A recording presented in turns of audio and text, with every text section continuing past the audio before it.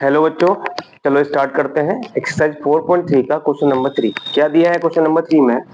It is possible to design a rectangular mango grove whose length is twice its width and area is 800 metre square, so find its length and width। बेटा हमें क्या करना है, क्या हमें ये बताना है कि क्या हम रेक्टेंगल मैंगो ग्रुप हम डिजाइन कर सकते हैं।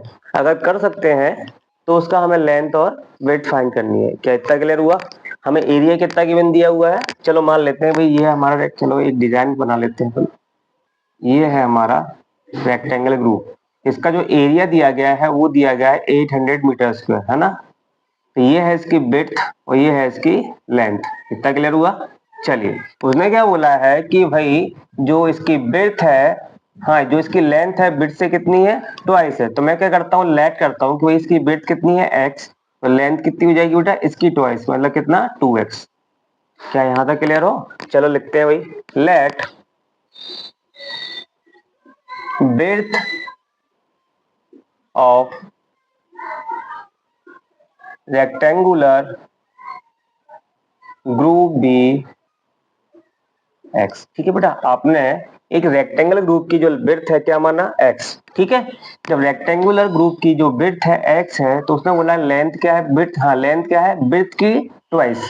तो कितना हो जाएगा बेटा, लेंथ इक्वल टू कितना हो जाएगा, 2x। ट्वाइस मतलब 2 का इंटू, है ना। तो बेटा लेंथ ऑफ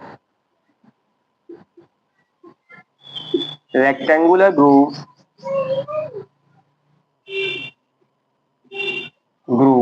बी कितना हो जाएगा बेटा, 2x। क्या यहाँ तक क्लियर?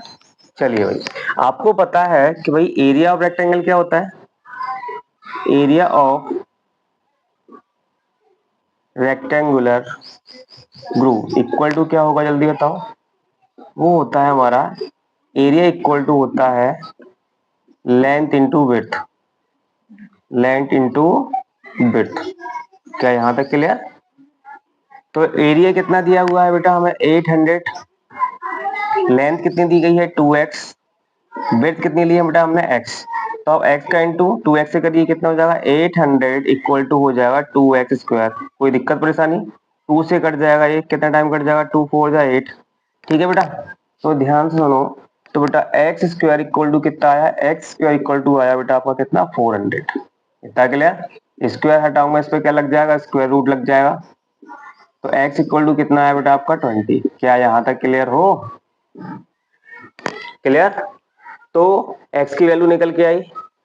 ठीक है, तो क्या हम रेक्टेंगुलर ग्रुप को हम डिजाइन कर सकते हैं? तो बिल्कुल लिखो, it is possible to, it is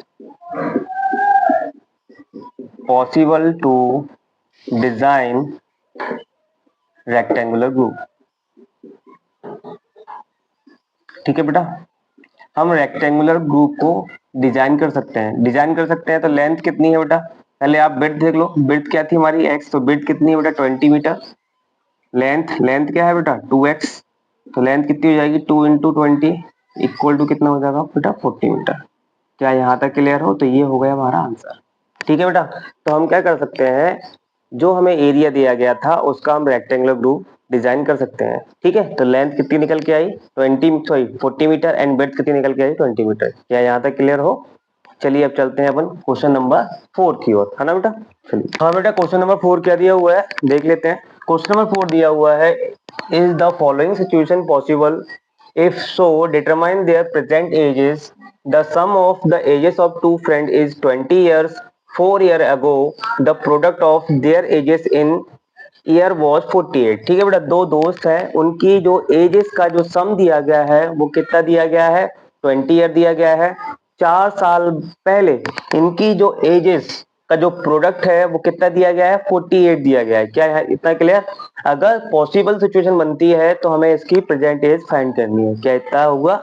इतना क्वेश्चन समझ में आ गया ना। चलिए निकालते हैं इनके, अगर एज निकलती है तो क्या करेंगे, लेट करेंगे, लेट प्रेजेंटेज, है ना बेटा, let present age of first friend, है ना। हम क्या करते हैं, पहले फ्रेंड की एज को क्या मान लेते हैं, present age of first friend bx। ठीक है बेटा, हमने क्या मान लिया उसको x मान लिया। इतना clear? And present age of second friend be कितना हो जाएगा बेटा, दोनों का सम कितना है 20, एक दोस्त की एज कितनी है x, तो दूसरे की कितनी हो जाएगी 20 माइनस एक्स। यहां तक क्लियर? चलिए कितना क्लियर हुआ? 4 year ago, 4 years ago age of first friend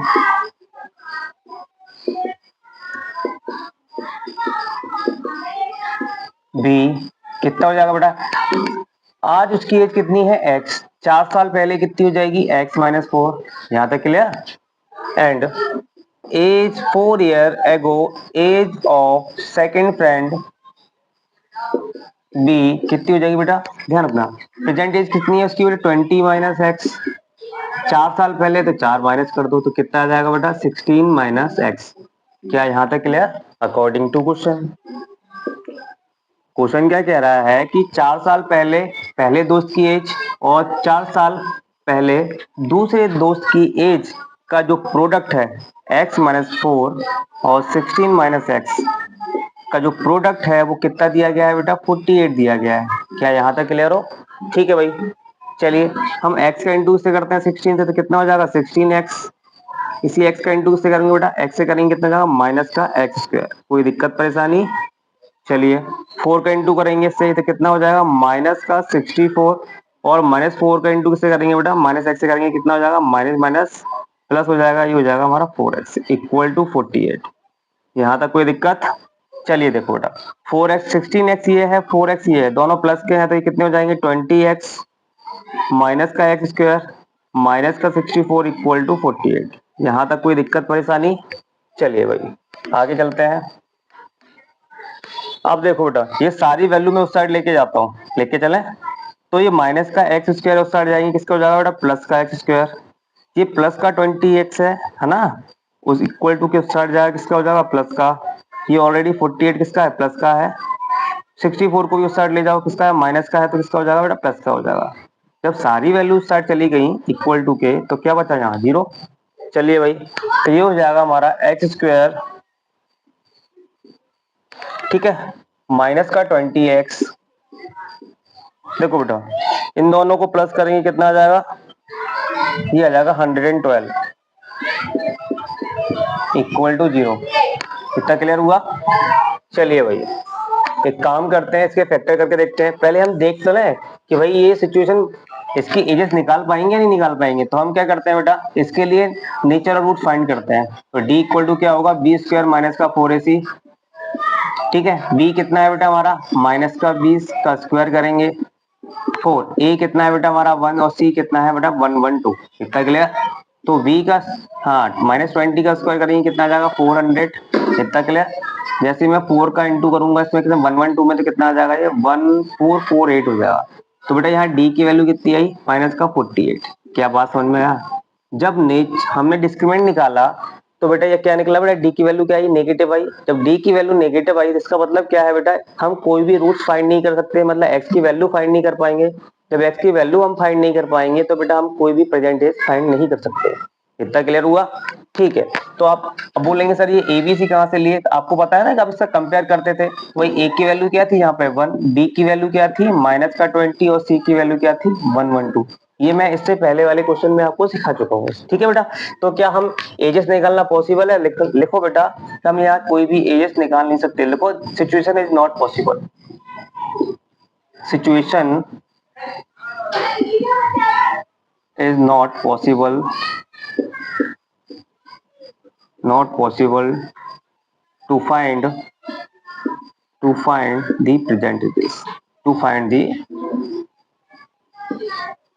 present ages। ठीक है बेटा, ये सिचुएशन पॉसिबल नहीं है कि हम प्रेजेंट एज निकाल सके। इतना क्लियर हुआ? अब चलते हैं भाई अपन क्वेश्चन नंबर 5 की ओर।